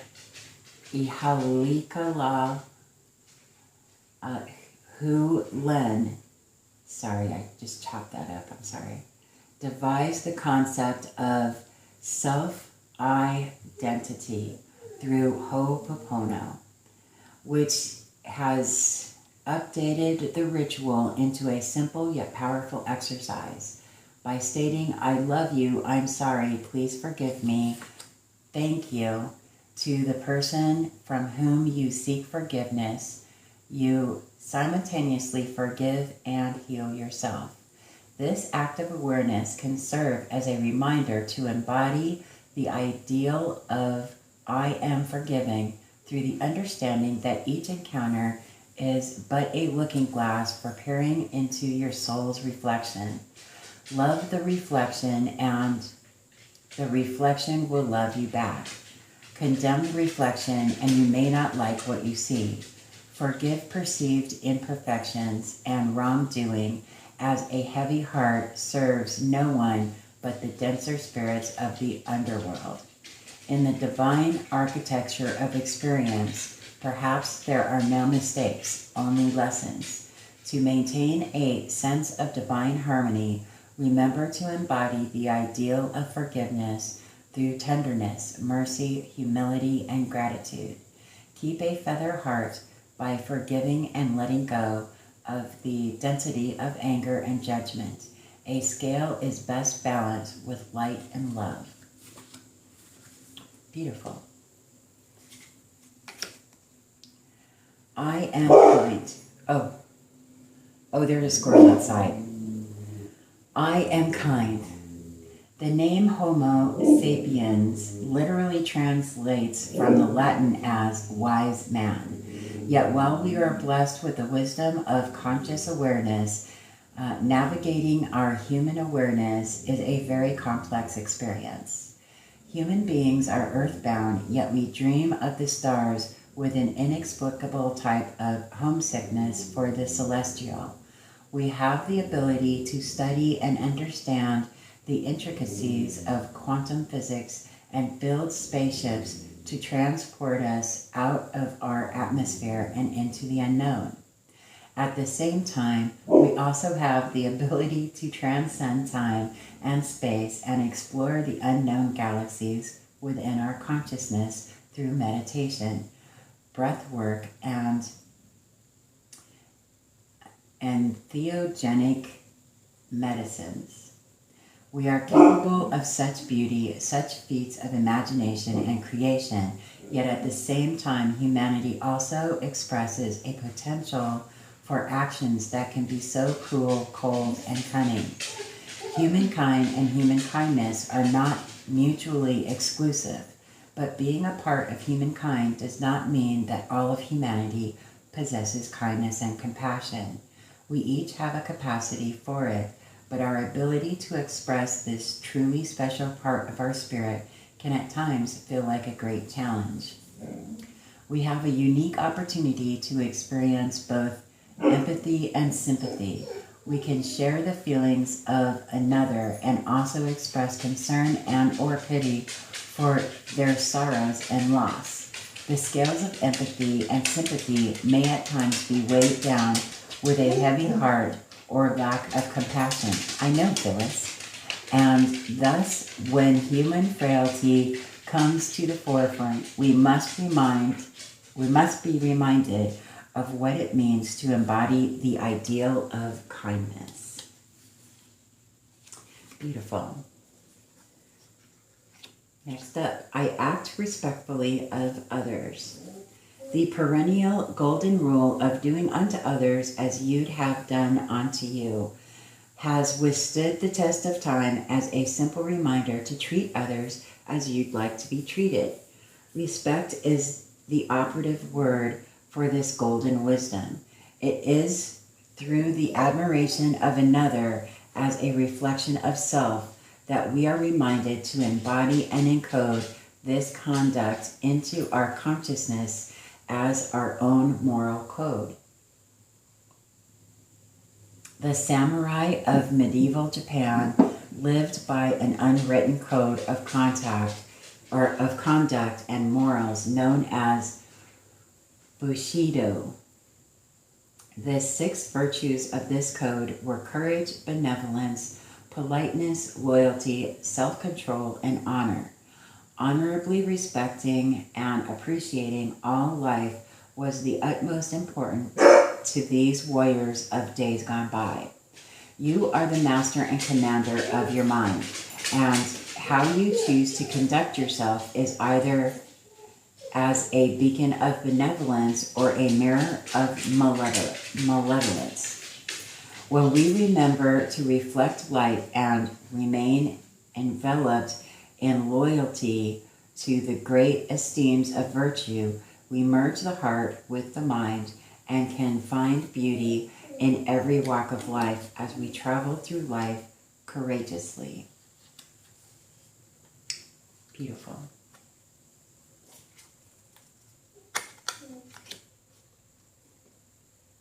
I am accepting. In all of life's uncertainties, and our one absolute certainty remains, although we live, we shall also die. As we wake, we shall dream. So shall we dream. The only permanence is impermanence, and by accepting this notable truth, we can find the splendor in being. Ancient Egyptian mystery schools,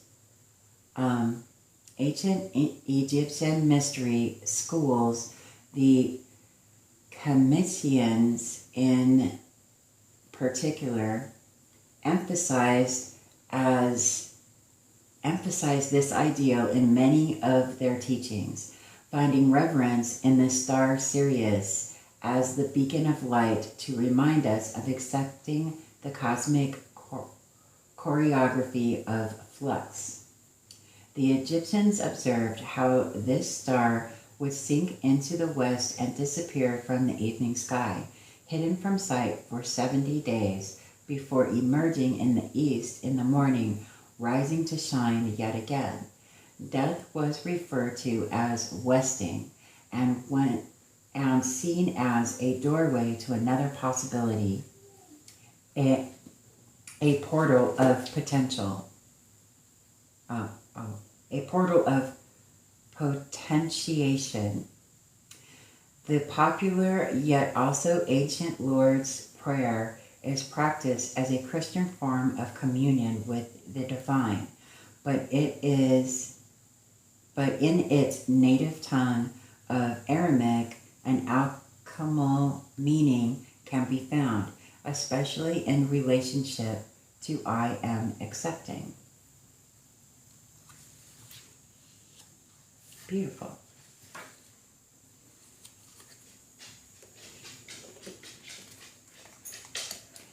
I follow my inner guidance. The 6 integral faculties of mind are believed to be reason, memory, perception, will, imagination, and intuition. The mind's faculties are its metaphorical chess pieces, which assist in strategic navigation over the chessboard of waking life. Through reason, we are able to logically plan and strategize. Like a rook, we can move backward or forward, left or right, but have the notion to think ahead with logic instead of solely operating with instinct. Memory empowers a remembering encoded within the DNA of our reasoning, a faculty which dances like the bishop, fully aware and grounded in the notion of contrast. Perception, like a knight, may jump over memory and reason depending on circumstance, regarding or disregarding contrast and fueled by a strength in conviction. Imagination is king, the creative potential, which allows us to build our castles in the sky through the power of the mind's eye. With this aptitude of insight, we allow will to be the pawn, which captures the reality we wish to claim.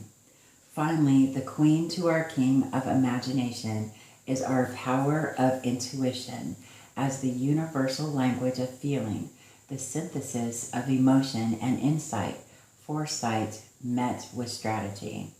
Intuition, in conjunction with all other working parts of the conscious mind, brings total awareness, and through cultivation of awareness and the ideal of inner guidance, we are led to a deepening of awareness of self and the self's strategic relationship to the totality of the all.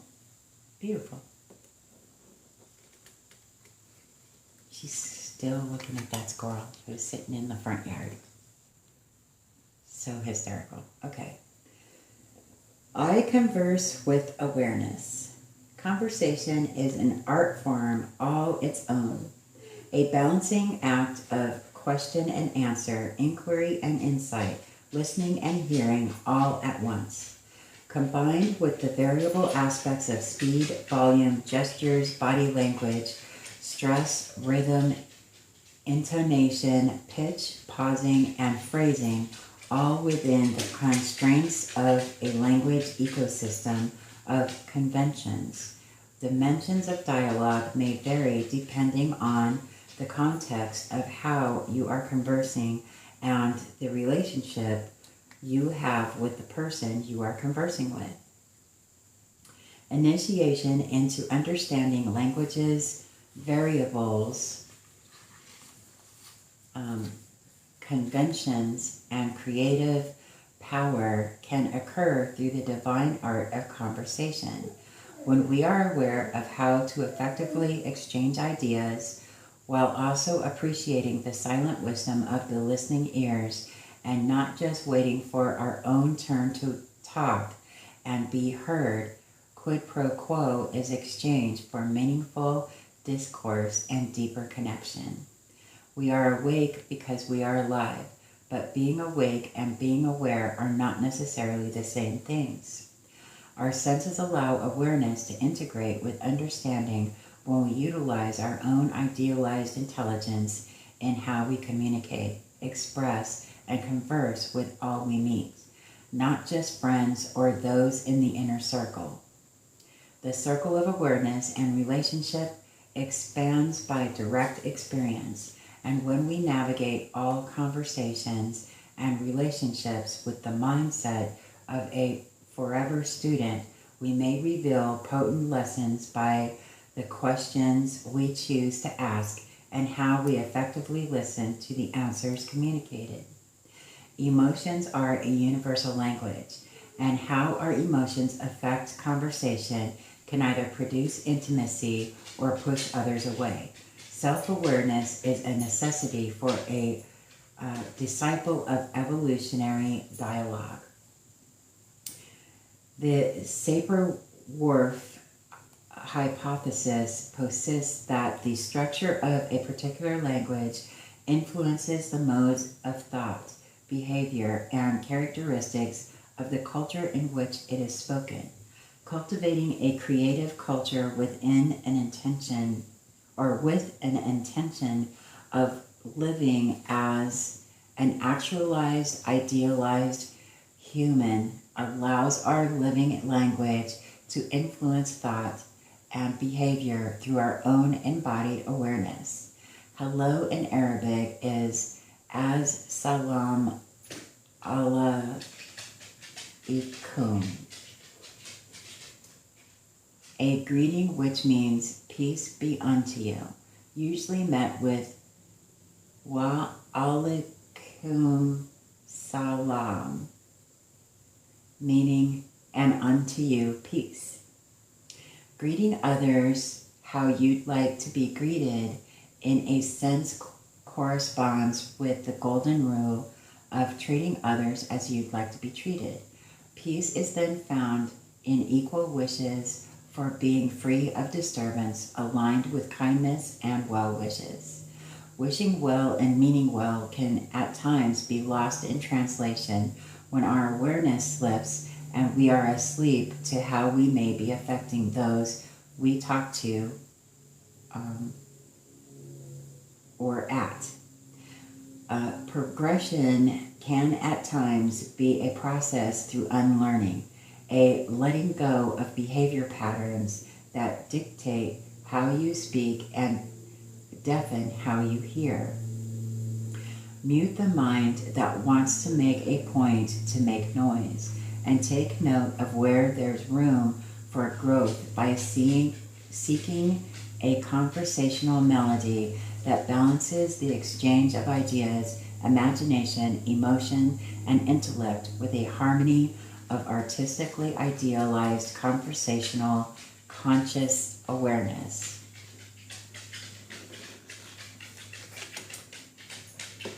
Okay. I do good. In physics, the conservation of energy means that energy can neither be created nor destroyed. It can only be transformed from one form to another. Emotional gradients gradually fade in and out of consciousness, depending on what lesson life leads us through and how the mind makes sense of mysteries of the phenomenal world. Laughter, tears, and orgasm are all ecstatic releases in their own right, coordinates of consciousness rooted in the heart center. Happiness as the effervescence within the heart space is so special because when life shows us contrast, sense memories remind us that although what comes up must come down. Melancholia's monotony can transform if we recall the power of a smile when things appear to go south. The nebulousness of emotion and how energy is conserved can present a challenge when attempting to do good. In every effort, especially if you are looking to live in alignment with this particular ideal. The nebulous notion of good is often subjective, a construct of culture and imagination, and what truly defines something as the antithesis of bad can be theorized to be the energy behind an action. Interesting. Come on, cards. You can do it. These are very thick cards. Okay. Just make sure you're still. Okay. I give blessings. Some believe that the act of prayer is when you speak directly to the all that is, while meditation is when the all that is speaks directly to you. Regardless of your faith or philosophy, opening the portal to find communion and or communication with divine creative energies can be an act that provides clarity of consciousness and, at the very least, inner peace. The varying chords of prayer and meditation sound a similar symphony to the notion of, where did I go?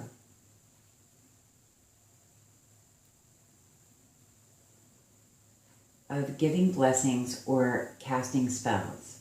To give a blessing is to bestow goodness on others, enticing divine will, while casting a spell is an attempt to attract what we will by enticing the divine.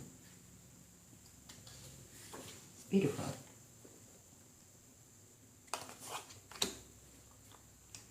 I keep the waters pure. In Egyptian mythology, Nun or Nu is the deification of water and understood to be the representation of the primeval waters of chaos, which existed before giving birth to the land. From an elemental standpoint, water is represented as the realm of emotion, the subconscious, and intuition. Alchemically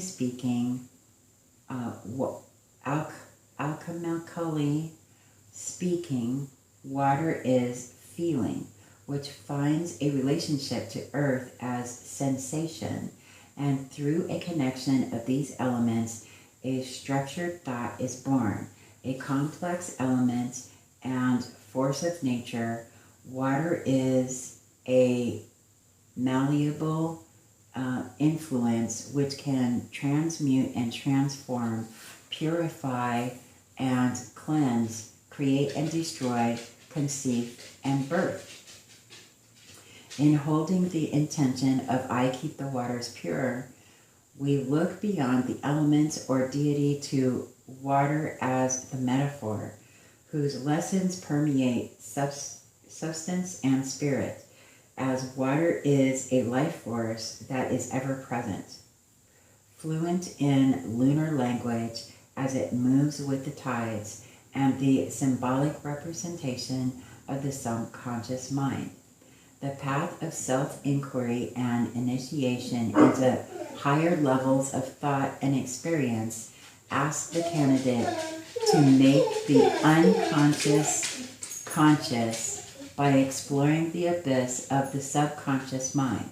Purification first comes through identification and in divining deep into the waters of uncharted darkness. The process of transformation begins.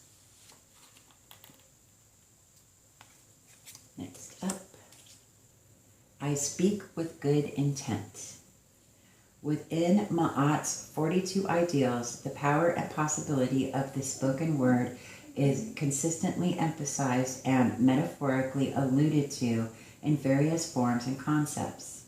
To speak, communicate, and converse, all with the intention of creation and goodness, allows the idealized human to embody the archetypical aspects of the magician who is able to walk through both the material and spiritual planes with ease, channeling universal powers to directly affect the natural world. When applying I speak with good intention with the heart and mind of the feather-hearted magician, we are aware that with every word spoken, we are influencing time through how we make others feel and how those feelings ripple through the fabric of space and time.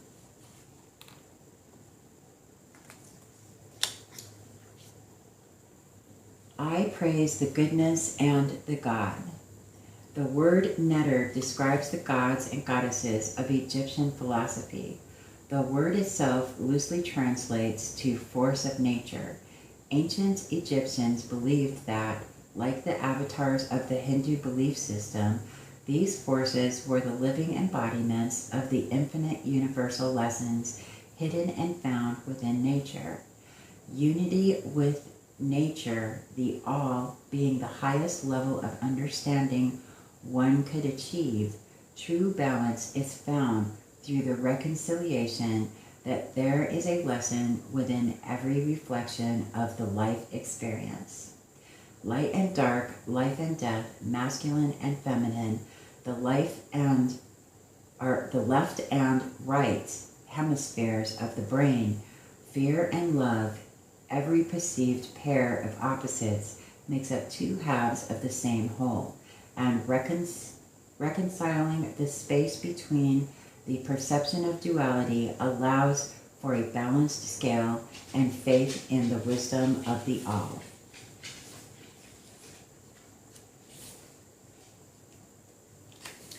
Beautiful. I am humble.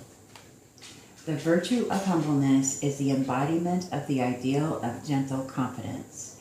This tender certainty pays homage to the notion that you are a part of the all, a living, breathing consciousness within creation, an amalgamation of every element, a child of the earth, a sliver of the stars.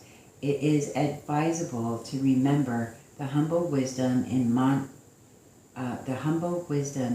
modesty, because every living, breathing consciousness is also a part of this all, and every creation within creation is a part of the all.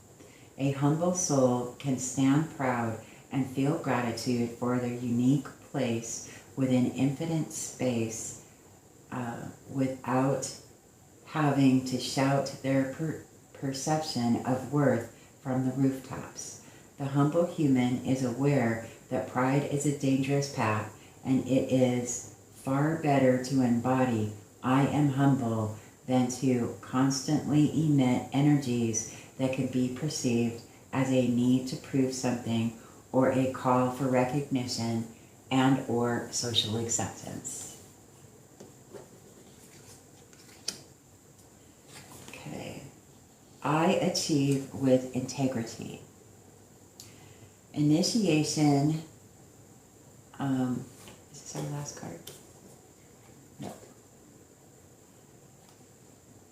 Initiation into a spiritual practice is when a candidate makes the conscious decision to embark on an evolutionary journey to new levels of consciousness and higher planes of understanding the reality in which we live and operate.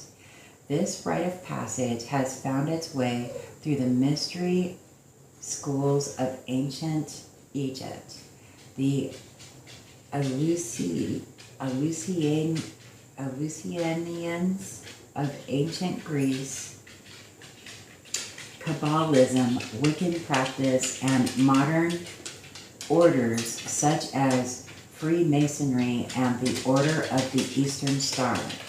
Mystery schools such as these have often been shrouded in secrecy and bedeviled by notions of conspiracy. However, the secrets kept are neither to hide nor to conspire, but to protect certain wisdom that must be earned through time, effort, and proof of character. If the wisdom were to be freely revealed to the uninitiated, the power in this knowledge could find its way into the wrong hands, hearts, and minds. To the true initiate in the path of studying the mysteries of the universe, wisdom is received through different degrees as the candidate advances past various rituals, tests, and trials, which reveal the worth of the individual found in merit.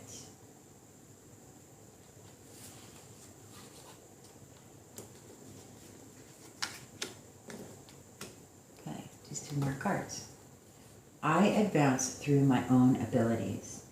In Duat, as a soul prepares for the weighing of the heart on the scales of Ma'at, The first of the negative confessions within the Papyrus of Ani is, I have not committed sin. I can't believe she opened that door. Phyllis. Phyllis. One moment, please. All right. Okay. So it says, the first of the negative confessions within the Papyrus of Ani is, I have not committed sin. Sin, contextually speaking, relates to the action of immoral transgression against divine law, not a law that has been created, but a law that has been embodied by the Creator. Ma'at serves the capstone of the moral pyramid of the soul, her all-seeing eye with crystalline vision into the spirit of the temple of the human soul. Sin is an action, sin as an action is to be without, to be out of alignment with creation, to lack honor and honesty, and deviate from divine will. But what is the will of divine? Hermeticism speaks of the notion of all truths being half false and every falsehood being half true. This can be seen and understood when looking at the Devil card and the Lovers in the Rider-Waite system of tarot. At first glance, one may view the Devil card as the representation of pure evil, darkness, and all things relating to fear. But upon closer examination, we find that while related to the denser qualities of the life experience, the true meaning of the card is what we allow to bind us to lesser worlds. The Devil with the inverted pentagram represents forcing will into existence by inverting natural law. The chains worn around the neck of the man and woman standing underneath the Devil's throne are loose enough for either to take off at any time, yet out of fear they remain shackled. Their desires have inverted their natural instincts and the inherent wisdom of love as the fuel of the divine and the vehicle with which you may journey into any desire, as long as it is rooted in true wisdom of the heart. The Lovers is the opposing card to the Devil, and while some may interpret this card as the notion of lovers in the sense of a romantic relationship, metaphorically speaking, it relates to the alchemical force that radiates in your actions and desires. When love takes precedence over fear and wisdom is the primary desire, manifestations fluently materialize with ease as the light of the sun radiates vision into the path ahead. In applying these metaphors to advancing through our own abilities, one must remember the root of each desire we wish to advance toward and ask if it is aligned with love or with fear. When a desire is fear-based, it may cause sinful actions such as lies, deceit, cheating, and the use of darker forces, which ultimately stain the spirit, weigh down the heart, and lose the light of divine harmony in the void of ego's need for validation. However, if a desire is based in love, then we are in tune with nature's song, the will of Ma'at, the lightness of being, and the visionary state of virtue. The infinite expansiveness of imagination allows for heaven on earth as we find faith in our own abilities. Love being the will of the divine, creativity being the soul expressed in such a way that allows every spirit to soar toward freedom with a feather heart liberated from fear of judgment. Beautiful. And then our last card. I embrace the all. Cosmic consciousness is a term first coined in 1901 in the book Cosmic Consciousness, A Study in the Evolution of the Human Mind by Richard Maurice Buck. Its central tenet is that cosmic consciousness is a consciousness of the life and order of the universe, which is possessed by few men at present. It is a further stage of human evolution which will be reached by all humanity in the future. While at the present moment the various gradients of the collective consciousness tend to anthropomorphize the ideal or the idea of the all that is as a being. By embracing the ideal of the all, we can find relationship with our true being. The all of our individual reality is our poetry in motion, the allegory and the metaphor of the story within the history of the universe becoming conscious of itself through its individual components becoming conscious. Becoming cosmically aware, we illuminate our darkness with the sparks of life that experience provides us as we emerge from the caverns of ignorance into a space of crystalline clarity. To know the all, we must see the all as a type of awareness, a nebula amid nebulousness. The key which opens all doors of perception and potential. Embracing this ideal, we find a relationship with the power of doing as well as being. We know the stellar force of life to give us gravity in the moments that ground us, but also elevate us through levity, reflection, and creativity in the moments that knock us off our feet. The invisible patterns that govern intelligent design reveal their geometry in nature, the cosmos, and the varying degrees of consciousness you ascend toward as you learn and find your vision by experiencing the all.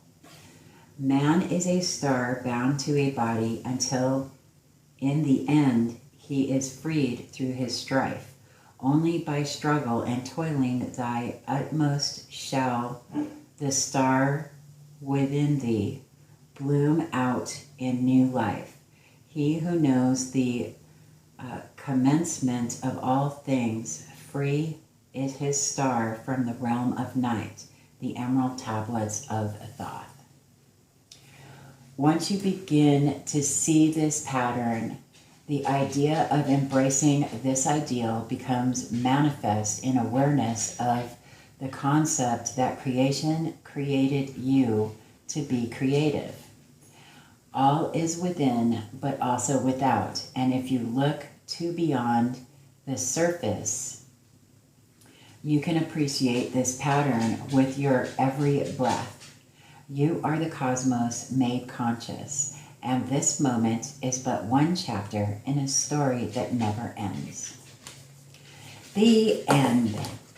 Well, those were rather long descriptions and very detailed.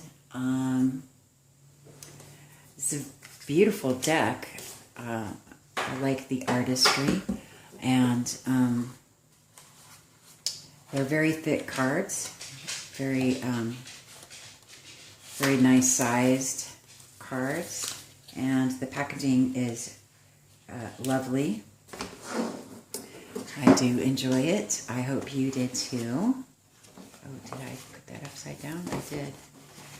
And there you go. The Amenti Oracle. I hope that you enjoyed it. If you did and you'd like to purchase one for yourself, I do have an affiliate link in the description box below.